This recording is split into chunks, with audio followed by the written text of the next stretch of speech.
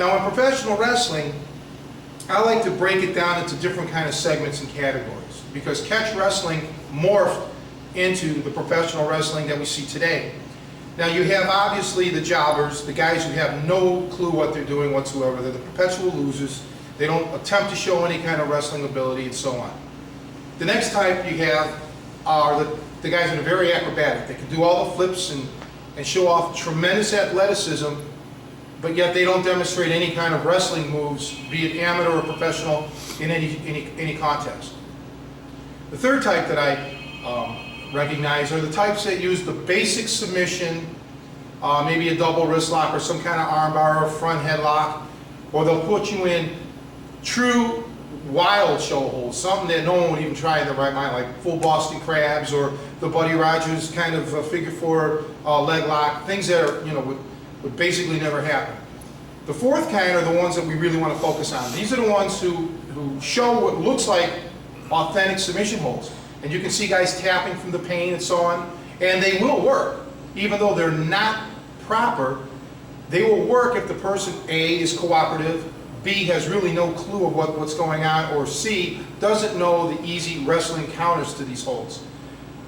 I'm going to try to show you some counters. By no stretch of the imagination will I show you all the counters, because I could probably do one video on just one move with all the counters to these show holds. Now again, I'm not saying that the people who are doing these show holds are purposely trying to lie or mislead. They may not know any better. They may be getting submissions from people.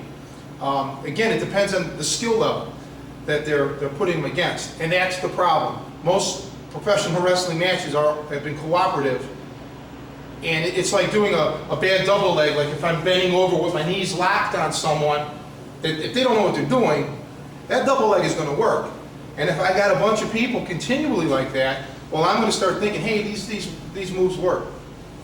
So it's important that you understand that I don't mean anything personal towards anyone who's doing this. I love catch wrestling, and I want it to survive and perpetuate and grow. And this tape is going to do that. It's going to help shatter some myths and settle the dust, and we're going to prove beyond a shadow of a doubt that catch wrestling holds done properly are extremely effective.